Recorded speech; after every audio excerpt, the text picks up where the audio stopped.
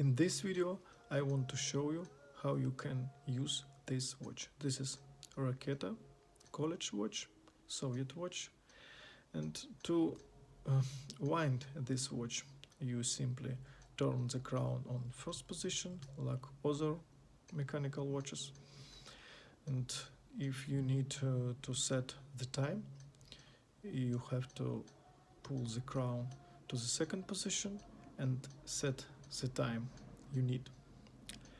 If you need to change the day of the week, you have to move the hands to 24 hour,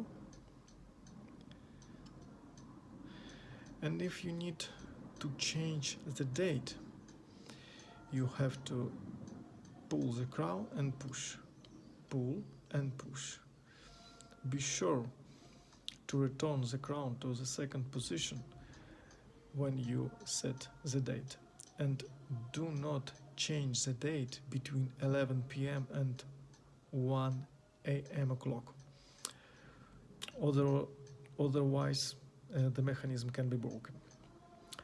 With this crown you can set a perpetual calendar, of course if you understand the names of days of the week and months.